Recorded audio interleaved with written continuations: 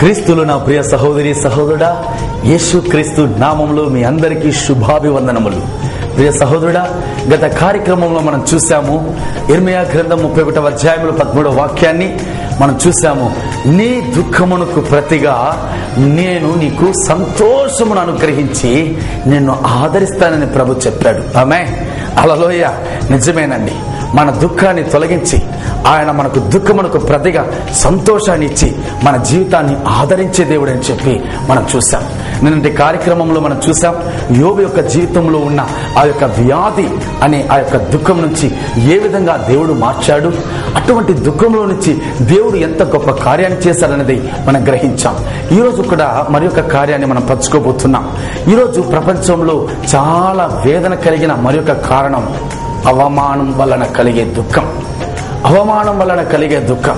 ప్రియ సహోదరుడా, 1 సమూయేలు గ్రంథంలో 1వ అధ్యాయం 9-10 వాక్యాలు మీరు గమనించినట్లయితే ఈ వాక్యాల్లో వ్రాయబడి ఉంది, హన్నా అనే ఒక సహోదరి గర్భఫలం కొరకు అయ్యో అంత వేదన దుఃఖం కాదయ్యా, దేవుని సన్నిధిలో హృదయాన్ని కుమ్మరించి ఏడుస్తోంది. హృదయాన్ని కుమ్మరించి ఏడుస్తుంది. కారణం హన్నాకు పిల్లలు లేరు. హన్నాకు పిల్లలు లేరు. పిల్లలు లేరన్న ఒక కారణం ఆమె హృదయాన్ని బాధించింది. కారణం ఏంటో తెలుసా? తన భర్త ఎల్కానా చాలా మంచి వ్యక్తి, చాలా మంచి వ్యక్తి. తన ఎల్కానాకు మరి ఒక భార్య ఉంది. ఆమె పేరు పెనిన్నా. Hannah Peninnah. హన్నాకు పిల్లలు లేరు, పెనిన్నాకు పిల్లలు ఉన్నారు. పిల్లలు ఉన్నారు కాబట్టి ఈ పెనిన్నా ప్రతిరోజు అనుదినము ఈ యొక్క హన్నాను విసికిస్తూ వచ్చింది. అనుదినము ఆమెపై కోపిస్తూ వచ్చింది. కారణం, నాకు పిల్లలు ఉన్నారు, నీకు పిల్లలు లేరు. నాకు పిల్లలు ఉన్నారు, నీకు పిల్లలు లేరు. విసుకిస్తుంది. ప్రతి మాట ఆమె హృదయాన్ని బాధించింది. ప్రతి నోట ఆ మాట బాధిస్తూ వచ్చింది. ఒక ప్రక్క పిల్లలు లేరన్న వేదన ఒక ప్రక్క ఉంటే, మరో ప్రక్క తన సహోదరి అయిన పెనిన్న వేదన పరిచే మాటలు తన హృదయాన్ని గాయపరిచింది. తద్వారా ఆమె జీవితంలో దుఃఖం కుమలి ఏడుస్తుంది. ఇంకొక ఆశ్చర్యం ఏంటో తెలుసా? అందరూ పండుగలు చేసుకొని, అందరూ దేవాలయంలో పండుగలు చేసుకుని ఆనందంతో ఉన్నా కూడా ఈ సహోదరి మాత్రం ఏడుస్తూనే ఉంటుంది, దుఃఖంతోనే ఉంటుంది. కారణం పిల్లలు లేరే అనే దుఃఖం ఆమె జీవితాన్ని చాలా బాధించింది, చాలా హృదయాన్ని బాధించింది. వేదనతో కుమిలిపోయి ఏడుస్తుంది. ఓ రోజు తన భర్త ఎల్కానా అంటున్నాడు, అమ్మా, ఎందుకు ప్రతిరోజు ఏడుస్తున్నావు? సరిగా అన్నం తినడం లేదు, భోజనం చేయకుండా నువ్వు ఏడుస్తున్నావే, ఇంతగా ఏడుస్తూ వేదన పడుతున్నావే, ఇంతగా దుఃఖిస్తున్నావే, పిల్లలు లేరన్న బాధతో దుఃఖిస్తున్నావే, 10 మంది పిల్లల కన్నా ప్రేమించే భర్త నేను నీకున్నాను కదా, ఎందుకు ఏడుస్తున్నావు అన్న అంటుంది. తన భర్తను చూసి, అయ్యా, 10 మంది పిల్లల కన్నా ప్రేమించే ఒక భర్తవు నీవు నాకున్నావు, నిజమే. కానీ నా హృదయ దుఃఖం నీకు తెలియదు, నా హృదయ వేదన నీకు తెలియదు.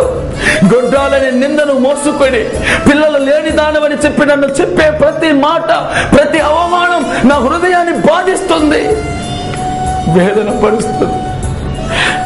పరుస్తుంది. బయట వెళ్ళలేకపోతూ ఉన్నాను. నాకు పిల్లలు ఉన్నారే, ఈ హన్నాకెందుకు పిల్లలు లేరని చెప్పి నన్ను చూసి అంటున్నారు. సొంత బంధువులు వచ్చిన వాళ్ళంతా చెబుతూ ఉన్నారు, ఇంకా పిల్లలు పుట్టలేదా నీకు అంటున్నారు. మాటలు తట్టుకోలేకపోతున్నాడు, మాటలు సహించుకోలేకపోతున్నాడు. పిల్లలు లేరే, వేదన, దుఃఖం, కన్నీరు. ప్రియ సహోదరి ఈ వేదన తుక్కుమలి ఏడుస్తూ ఉంది. అందుకే సామెతల గ్రంథంలో చెప్పబడింది, ఎవరి దుఃఖం వారి హృదయానికే తెలుసు.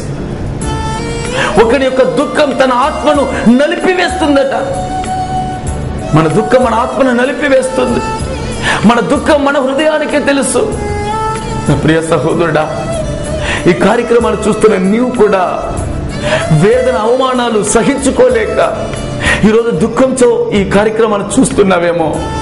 పిల్లలు లేరన్న దుఃఖం నీ జీవితాన్ని పాడు చేస్తుందేమో. అయ్యో, గర్భఫలం లేదని చెప్పే వేదన, అవమానం నేను వేదన పరుస్తున్నారేమో. నీ అన్న వాళ్ళే, నీ సొంత వాళ్ళే నిన్ను విసిగిస్తున్నారేమో. నిన్ను కోపించుకుంటున్నారేమో. నీవు గొడ్రాలవని, నీవెందుకు పనికిరాని దానివని, ఇకపైన నువ్వు ప్రయోజనం లేని దానివని నిన్ను వేదన పరుస్తున్నారేమో. నా యేసయ్య నీతో మాట్లాడుతున్న ఒకే ఒక మాట, అన్నావలే నీవు కూడా కన్నీరు విడుస్తున్నావే, అన్నావలే కన్నీరు విడిచి ప్రార్థిస్తున్నావే. నిన్ను చూసి చెబుతున్న ఒకే ఒక మాట, ఈ రోజు ఈ కార్యక్రమం ద్వారా నీ దుఃఖమునకు ప్రతిగా నా దేవుడు నీకు సంతోషాన్ని ఇవ్వబోతున్నాడు. కారణం, నా విమోచకుడు సజీవుడై ఉన్నాడు కాబట్టి అన్నా యొక్క ప్రార్థన వినిన అదే దేవుడు నీకు ఒక అద్భుతం చేయబోతున్నాడు. అన్నా యొక్క దుఃఖాన్ని సంతోషంగా మార్చిన అదే దేవుడు నీ దుఃఖాన్ని సంతోషంగా మార్చబోతున్నాడు. దుఃఖం చేత అన్న కుమిలిపోయి వేదన పడినప్పుడు దేవుని ఆలయంకు వెళ్ళింది, కన్నీరు విడిచి ఏడ్చింది. ప్రభువా, నాకొక కుమారునివయ్యా, నాకొక కుమారునివయ్యా, నీ పరిచర్యకను వాడుకుండి ఆ కుమారుని నీ సన్నిధిలోనే వదిలేస్తాను. నాకు కావలసిన ఒక కుమారుడు. ఆ కుమారుడు కూడా ఎందుకో తెలుసా? గొడ్రాలేని నిందను మోస్తున్న నా జీవితంలో ఏ ప్రయోజనం లేని వ్యక్తి అని చెప్పి నన్ను నిందిస్తూ అవమానిస్తున్న ఈ లోకంలో ప్రభువా, నాకు ఒక బిడ్డనిచ్చావంటే గొడ్రాలేని నింద నాకు తొలుగుతుంది. ఎంతో మంది నన్ను అవమానంగా చూస్తూ ఉన్నారు, ఎంతో మంది నన్ను వేదనగా చూస్తూ ఉన్నారు. ఇకపైన ఇటువంటి భయంకరమైన ఇటువంటి అవమానాలు నేను భరించలేకపోతున్నానయ్యా. నాకొక బిడ్డనివ్వండి, నాకొక కుమారునివ్వండి. ఏడుస్తుంది, హృదయాన్ని తెరిచి ఏడుస్తుంది. దేవుని యొక్క సముఖంలో నలిగిన విరిగిన హృదయంతో ఏడుస్తుంది. జరిగిన సంభవం ఏంటో తెలుసా? దేవుడు హన్నా యొక్క ప్రార్థన విన్నాడు. చప్పట్లు కూడా దేవుని మహిమపరచండి. హల్లెలూయా, హల్లెలూయా. నలిగిన విరిగిన హృదయం అంటే నా దేవునికి ఎంతో ఇష్టం. ఆయన సన్నిధిలో ఎవరైతే ఏడుస్తారో, ఆయన సన్నిధిలో ఎవరైతే ప్రభువా నా జీవితాన్ని మార్చండి అని చెప్పి ఏడుస్తారో ఆయన హృదయం తట్టుకోలేదు. వెంటనే దిగి వచ్చి అద్భుతం చేసే దేవుడు. ఆమేన్, హల్లెలూయా. ఒక అద్భుతం జరిగిందండి, ఒక అద్భుతం జరిగింది. దేవుడు ఆమె ప్రార్థన విన్నాడు, ఆమె దుఃఖాన్ని సంతోషంగా మార్చాడు. మరుసటి సంవత్సరంలోనే సమూయేలు అనే ఒక గొప్ప ప్రవక్తను చేతులు పెట్టాడు. హల్లెలూయా. నా ప్రియ సహోదరి సహోదరుడా, ఒక గొప్ప ప్రవక్తను దేవుడు అనుగ్రహించాడు. ఆ ప్రవక్త ఎటువంటి వ్యక్తో తెలుసా?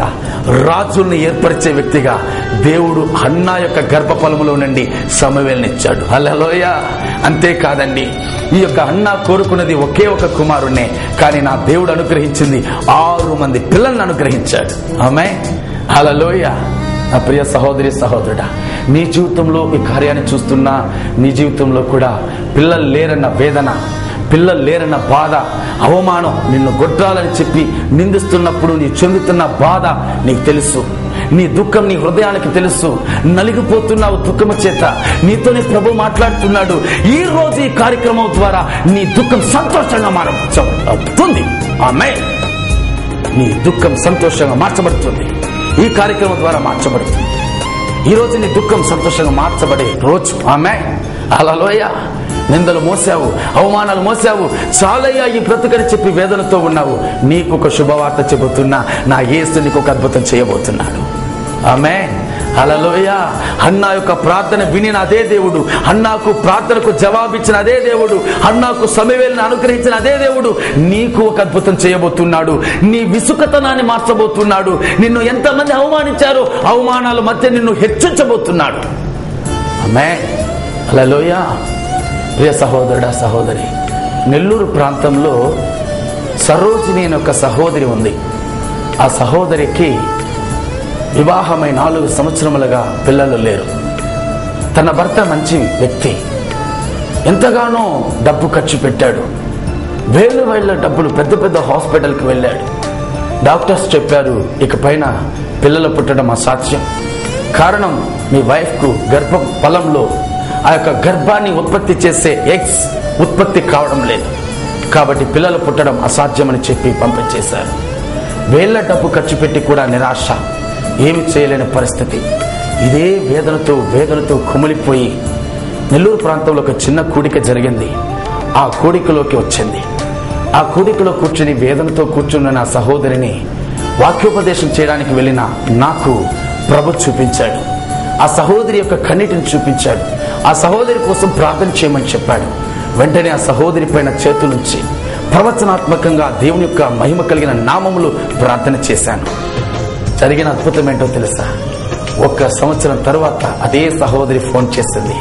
బ్రదర్, ఆ కూడికలో మీ దగ్గర ఆ రోజు మీరు ప్రార్థన చేశారు. ఈ రోజు 1 సంవత్సరం తర్వాత నా దేవుడు నన్ను ఆశీర్వదించి ఒక మహిమ కలిగిన ఆశీర్వాదం నాకు ఇచ్చాడు. ఈ రోజు నాకు ఒక మగపిల్లాడు దేవుడు పుట్టించాడు బ్రదర్ అని చెప్పి సంతోషంగా చెప్పింది. హల్లెలూయా, హల్లెలూయా. అంతేకాదండి, నా ప్రియ సహోదరి సహోదరుడా, మరి ఒక కుమారుని కూడా జన్మనిచ్చి ఈ రోజు ఆ తల్లికి ఆ సహోదరికి 2 కుమారులు ఉన్నారు. దేవునికి సజీవ సాక్షులుగా నెల్లూరు ప్రాంతంలో ఇప్పటికీ వారు ఉన్నారండి. నేను ఎందుకు చెబుతున్నానో తెలుసా? నేను నీవు ఆరాధించే దేవుడు, నేను నీవు ఆరాధించే ఆ యేసయ్య సజీవుడై ఉన్నాడని మర్చిపోకండి. ఆయన నిన్ను నన్ను సజీవుడుగా మన మధ్య ఉన్నాడన్నది మర్చిపోకండి. మనల్ని అవమానకరంగా ఉంచే దేవుడు కాదు, మన దుఃఖాన్ని సంతోషంగా మార్చే దేవుడు, మన స్థితులను మార్చే దేవుడు, మన స్థితిగతులను మార్చే దేవుడు. ఈ రోజు ఆ దేవుడే నీతో ప్రత్యక్షంగా చెబుతూ ఉన్నాడు, నీ దుఃఖం సంతోషంగా మార్చబడుతుంది. ఈ రోజు అది జరగబోతుంది. ఈ రోజు అది జరగబోతుంది. రే సహోదరుడు, ఈ రోజు అది జరగబోతుంది. ఒక అద్భుతానికి జరగబోతుంది. నా యేసు ఎంత గొప్ప దేవుడో తెలుసా? నీ కన్నీరు చూసే దేవుడు, నీ కన్నీరు చూసే దేవుడు. ఆయన హృదయం ఎటువంటిదో తెలుసా? కనికరంతో నింపబడిన హృదయం, కనికరంతో నింపబడిన హృదయం. ఒకరోజు యేసు ప్రభు నాయును అనే ఒక గ్రామానికి వెళ్తూ వచ్చాడు. ఆ ప్రాంతానికి వెళ్ళవలసిన పరిస్థితి, ఆ ప్రాంతానికి వెళ్తున్న సమయంలో ఆ ప్రాంతంలో అకస్మాత్తుగా ఆ యొక్క ప్రాంతంలో జరిగిన కార్యం, ఒక విధవరాలు, భర్తను కోల్పోయిన ఒక విధవరాలు తన యొక్క ఉన్న ఒకే ఒక కుమారుడు కూడా కోల్పోయి చనిపోయిన పరిస్థితుల్లో ఆ శవాన్ని బయటకు బరియల్ కార్యక్రమాల కొరకై శవాన్ని పాడి కాటికి ఎత్తుకుని వెళ్తూ ఉన్నారు. యేసు ప్రభు నాయును గ్రామానికి వెళ్తున్నాడు. గ్రామంలో ఉన్న వాళ్ళు బయట వస్తున్నారు. యేసు ప్రభు లోపల వెళ్తున్నాడు. లోపల ఉన్న వాళ్ళు బయట వస్తూ ఉన్నారు. లోపల ఉన్న వాళ్ళంతా వచ్చే ప్రతి ఒక్కరూ ఏ విధంగా వస్తున్నారో తెలుసా? కన్నీరు. ఎందుకో తెలుసా? ఆ విధవరాలికి ఎవరూ లేరే. ఈ నాయును గ్రామంలో అనేక సంవత్సరాలుగా వారు ఉంటున్నారు. వారు, వారి భర్త, వారి అబ్బాయి ఎంతో సంతోషంగా ఉన్న కుటుంబం. కానీ ఒక భయంకరమైన కార్యం చేత భర్త చనిపోయాడు. భర్త చనిపోయినప్పుడు ఆ తల్లి పడ్డ వేదన ఇంత అంతా కాదు. సరే, తన కుమారుడు ఉన్నాడు. తన కుమారుడు కోసం బ్రతకాలన్న నిరీక్షణతో కుమారుడిని పోషిస్తూ వచ్చింది. కానీ కుమారుడు కూడా భయంకరమైన కార్యంతో చనిపోయాడు. ఒక పక్క భర్త చనిపోయాడు, ఒక పక్క కుమారుడు చనిపోయాడు. ఉన్నది తల్లి మాత్రమే. ఆ తల్లి హృదయం బద్దలైపోతూ ఉంది, ఏడుస్తూ ఉంది. నా భర్త నన్ను విడిచి వెళ్ళిపోయాడు, నా కుమారుడు కూడా చనిపోయాడే పరిస్థితుల్లో ఏడుస్తుంది. నా కుమారుడా, నిన్ను పెద్ద చేసి పెంచి పోషించి ఎంతగానో చదివించి ఎంతగానో ఒక మంచి ఉద్యోగంలో చేర్పించి నీ దగ్గర నేను ఉండాలని ఎంతో ఆశపడ్డానే. భర్త లేకపోయినా నీ కోసం నేను బ్రతకాలని ఆశించి ఎంతో కష్టించి నిన్ను బ్రతికిస్తూ వచ్చానే. ఈ లోకంలో దేవుడు లేడా? ఈ లోకంలో దేవుడుంటే నా భర్తను తీసుకుని వెళ్ళిపోయి, నా పిల్లల్ని తీసుకుని వెళ్ళిపోయి నన్ను ఎందుకు అనాథగా ఉంచాడని చెప్పి ఆ తల్లి ఏడుస్తూ ఉన్నప్పుడు ఆ గ్రామ ప్రజలంతా ఏడుస్తూ కన్నీరు విడిచారు. అయ్యో, ఆ గ్రామమే కన్నీరు విడిచారు. ఎంతటి వేదన, దుఃఖం. యేసు ప్రభు ఆమె దుఃఖాన్ని చూసి, ఆమె ఏడుస్తున్న ఏడుపును చూసి తట్టుకోలేకపోయాడు. యేసయ్య హృదయం కనికరం కలిగినది, ప్రేమ కలిగినది. తట్టుకోలేకపోయాడు. భర్తను కోల్పోయింది. ఉన్న ఒకానొక కుమారుడు కూడా చనిపోయి శవాన్ని బరియలకు తీసుకువెళ్తున్నప్పుడు యేసయ్య హృదయం తట్టుకోలేకపోయింది. ఆమె ఎవరో యేసయ్యకు తెలియదు. ఆమె ఏ మతస్థురాలు, ఏ కులస్థురాలు యేసయ్యకు తెలియదు. ఆమె ఎవరో యేసయ్యకు అవసరం లేదు. కానీ ఆమె ఏడుస్తుంది, అది మాత్రమే యేసయ్య చూశాడు. ఆమె బాధపడుతుంది, అది మాత్రమే యేసయ్య చూశాడు. నీవెవరు, ఏ మతస్థుడు, ఏ కులస్థుడు, ఎవరు, ఏది అడగలేదు. ఏడుస్తుంది. యేసయ్య హృదయం కనికరించింది. నా ప్రియ సహోదరి సహోదరుడా, యేసయ్య వెళ్ళాడు, ఆ పాడిని ముట్టాడు. ముట్టి యేసయ్య చెప్పిన ఒక మాట ఏంటో తెలుసా?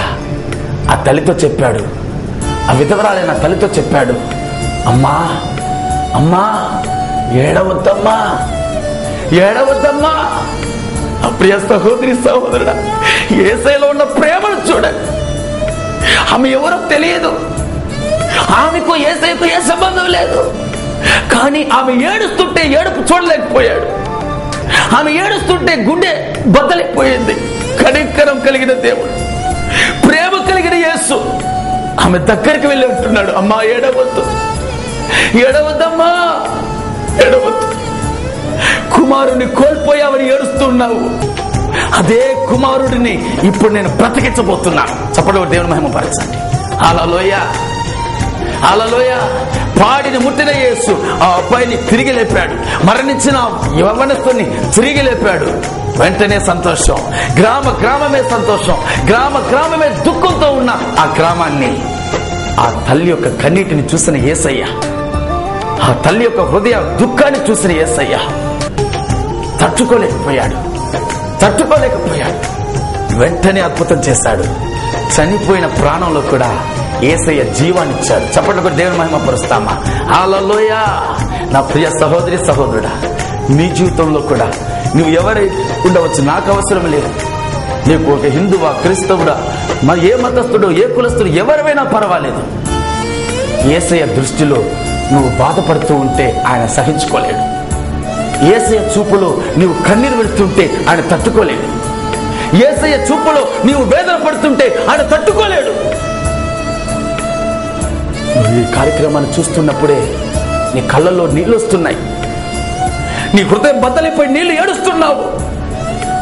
నా పరిస్థితి కూడా ఇదే విధంగా ఉంది బ్రదర్. అందరినీ కోల్పోయి అనాథగా ఉన్నాడు బ్రదర్.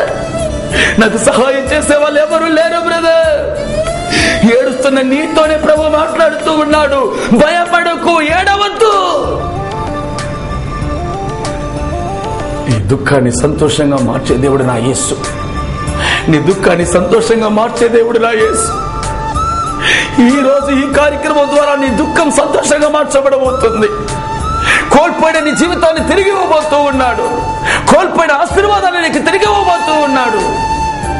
ఏ సహోదరుడా, భయపడకు. మరి ఒక రోజు ఏం జరిగిందో తెలుసా? యేసుక్రీస్తు పరిచర్యలో ఉన్నప్పుడు లాజర్ అనే వ్యక్తి అనారోగ్యంతో చాలా బాధపడుతూ మరణానికి దగ్గరై ఉన్నాడని చెప్పి సందేశాన్ని మార్తా మరియా అనే సహోదరి ఇద్దరు ఆ యొక్క సందేశాన్ని యేసయ్యకు తెలియపరిచారు. యేసయ్య వెళ్ళడానికి 4 రోజులు ఆలస్యమైంది. వీరేమో కబురు చేశారు, కానీ యేసయ్య వెళ్ళడానికి 4 రోజులు ఆలస్యమైంది. 4 రోజుల తర్వాత అక్కడికి వెళ్ళి చూస్తే ఆ లాజరు చనిపోయాడు. చనిపోయి 4 రోజులు అయిపోయింది. బరియల్ కార్యక్రమం అంతా అయిపోయింది. శవాన్ని పాతి పెట్టేశారు. అంతా అయిపోయింది. బరియల్ కార్యక్రమం అంతా అయిపోయింది. యేసు ప్రభు ఆ సమయంలో వచ్చాడు. తర్వాత మార్త అంటుంది, అయ్యా నువ్వు ఉన్నట్లయితే అద్భుతం జరుగుండేది. యేసయ్యా, నిన్ను ప్రేమించే వ్యక్తి కదా లాజరు. నా లాజరు నిన్ను ప్రేమించే వ్యక్తి కదయ్యా. ఆ వ్యక్తి చనిపోయాడయ్యా అని చెప్పి ఏడుస్తూ ఉంది. వెంటనే యేసయ్య అన్నాడు, లాజర్ని ఎక్కడ ఉంచారో తీసుకువెళ్ళండి అన్నాడు. వెంటనే అక్కడున్న యూద ప్రజలందరూ కలిసి ఆ బరియల్ దగ్గరికి వెళ్ళారు. అక్కడ ఉన్న లాజరు యొక్క సమాధి దగ్గరికి తీసుకువెళ్ళారు. అక్కడ తీసుకువెళ్ళిన వెంటనే అక్కడున్న ప్రజలందరూ ఏడుస్తున్నారు, లాజరు చనిపోయాడని దుఃఖంతో. ఈ విషయం యేసు ప్రభు అక్కడికి వచ్చాడనే విషయం మరియాకు తెలియచబడింది. వెంటనే ఆమె పరిగెత్తుకుంటూ వచ్చింది. యేసయ్య కాళ్ళ దగ్గర ఏడుస్తుంది, యేసయ్యా, యేసయ్యా, యేసయ్యా, లాజరు ఇక లేడు. లాజరు చనిపోయి 4 రోజులు అయిపోయింది. నిన్ను ప్రేమించిన లాజరు ఇక లేడు. లాజరు చనిపోయి 4 రోజులు అయిపోయింది. ఏడుస్తుంది. మరియా కన్నీరు విడిచి ఏడుస్తూ ఉన్న సమయంలో ఆ ప్రాంతంలో ఉన్న అందరూ యూదులు ఏడ్చారు. మరియా కన్నీరు చూసి తట్టుకోలేకపోయిన యేసయ్య వాక్యంతటిగా చెప్పబడుతుంది, యేసయ్య కూడా ఏడ్చాడు. యేసయ్య కళ్ళలో నుండి కన్నీళ్లు విడవబడ్డాయి. యేసయ్య ఆత్మలో కురింగిన వాడై, భారం నిండిన వాడై కన్నీరు, ఏడవడం ప్రారంభించాడు. వెంటనే పరలోకమందున్న మా తండ్రి అయిన దేవుడు, నా కుమారుడైన యేసు కూడా ఏడుస్తున్నాడే, ఇక పైన ఆ లాజరు సమాధిలో ఉండడానికి వీల్లేదు, సమాధిలో ఉండడానికి వీల్లేదు. వెంటనే యేసయ్య చెప్పాడు, రాయిని తీయండి, రాయిని తీయండి. అక్కడున్న వాళ్ళంతా అంటున్నారు, అయ్యా లాజరు చనిపోయి 4 రోజులు అయిపోయిందయ్యా, శవం గబ్బు కొడుతుందయ్యా అని. యేసు చెబుతున్నాడు, ఎవరిని చూడబోతున్నావు నువ్వు? ఎవరిని చూడబోతున్నావు నువ్వు? కుళ్ళిపోయిన శరీరమైన లాజరును చూడబోతున్నావా? మీ పక్కనే ఉన్న సజీవుడైన యేసును చూడబోతున్నావా? నీవు నమ్మిన ఎడల దేవుని మహిమను ఈరోజు చూడబోతున్నావు. నీవు నమ్మిన ఎడల దేవుని ఆశ్చర్య కార్యాలను చూడబోతున్నావు. ఈ రోజు నువ్వు విశ్వాసం వచ్చిన ఎడల దేవుని యొక్క శక్తిని నువ్వు చూడబోతున్నావు. రాయిని తీయండి, రాయిని తీయండి. రాయిని తీశారు. లాజరు యొక్క శవం, కుళ్ళిపోయిన శరీరం, బంధింపబడిన శరీరం. ఆ శవాన్ని చూసిన దేవుడు అన్నాడు, లాజరు బయటికి రా. ఒక్క మాట చనిపోయి 4 రోజులై కప్పు కొట్టిన ఆ శరీరంలో ప్రవేశించింది. దేవుని శక్తి అతన్ని బ్రతికించి బయటికి తీసుకుని వచ్చింది. చప్పట్లు కొట్టి దేవుని మహిమ పరచండి. హల్లెలూయా. అదే దేవుడు నీకు అద్భుతం చేయబోతున్నాడు. అదే యేసు నీకు అద్భుతం చేయబోతున్నాడు. మరి ఆ కాళ్ళ దగ్గర ఏడుస్తున్నప్పుడు, ఆ కాళ్ళ దగ్గర ఏడ్చినప్పుడు, ఆ కళ్ళలో నీళ్లు యేసయ్య పాదాల్లో పడుతున్నప్పుడు, ఆ యేసయ్య హృదయం బద్దలైపోయింది. ఆయన కూడా ఏడ్చాడు. యేసు క్రీస్తు యొక్క కన్నీటికి విలువ ఉంది. యేసు క్రీస్తు వేదన పడ్డాడంటే దాంట్లో శక్తి ఉంది. వెంటనే అద్భుతం, మరణించిన శరీరాన్ని బయటికి తీసుకుని వచ్చాడు. నీ జీవితంలో కూడా అదే అద్భుతం జరగబోతోంది. నీ జీవితంలో అనేక కార్యాలు కోల్పోయావు. వ్యవసాయంలో పంటని కోల్పోయావు, వ్యాపారాన్ని కోల్పోయావు, ఉద్యోగాన్ని కోల్పోయావు. ఏదో ఒక పరిస్థితుల్లో కన్నీరు విడుస్తూ ఉన్నావు. అందరూ నన్ను చేయవిడి చేశారే, నేను కోల్పోయిన పరిస్థితుల్లో ఉన్నానని చెప్పి దుఃఖిస్తూ ఉన్నావు. నీకొక శుభవార్త చెబుతూ ఉన్నా, నీ దుఃఖం సంతోషంగా మార్చబడబోతుంది. ప్రభాది చేయబోతూ ఉన్నాడు. ఇప్పుడు ఈ క్షణంలో నా దేవుని హస్తం నేను తాకబోతుంది. కనిమిషం తలలో వచ్చి ప్రార్థన చేయబోతున్నా. నా ప్రియ సహోదరి సహోదరుడు, నువ్వు ఏడిస్తే ఆయన తట్టుకోలేడయ్యా. నీవు బాధపడితే ఆయన తట్టుకోలేడయ్యా. నీవు కన్నీరు విడిస్తే ఆయన తట్టుకోలేడయ్యా. ఈరోజు ఆయన దగ్గర ఏడ్చి, యేసయ్యా నా వ్యాధి నుంచి నాకు ఒక విడుదల, నా సమస్య నుంచి ఒక విడుదల కావాలని చెప్పి అడుగు. అన్నావలే కన్నీరు విడువు. నీ అవమానాన్ని తొలగించే దేవుడు యేసు. నీ బద్ధకాల నుంచి విడుదల చేసే దేవుడు యేసు. యేసయ్య నీ కన్నీరు చూసే దేవుడు, యేసయ్య నీ కన్నీరు తుడిచే దేవుడు. ఇప్పుడు ఒక అద్భుతం జరగబోతుంది. యేసు నామములో పరిశుద్ధ తండ్రి, ఇప్పుడు ఈ కార్యక్రమాన్ని చూస్తున్న ప్రతి వారి జీవితంలో ఉన్న అవమానాలు యేసు నామములో తొలగించబడునుగాక. ఒకవేళ పిల్లలు లేని పరిస్థితుల్లో ఎంతో మంది కార్యక్రమాన్ని చూస్తూ ఉండవచ్చు. ప్రతి ఒక్కరి యొక్క గర్భఫలములో దేవుని యొక్క హస్తం తాకి ముట్టి అద్భుతం జరిపించునుగాక. ప్రతి విధమైన వ్యాధి బంధకాల నుంచి నా ప్రజలు యేసు నామములో విడుదల కలుగునుగాక.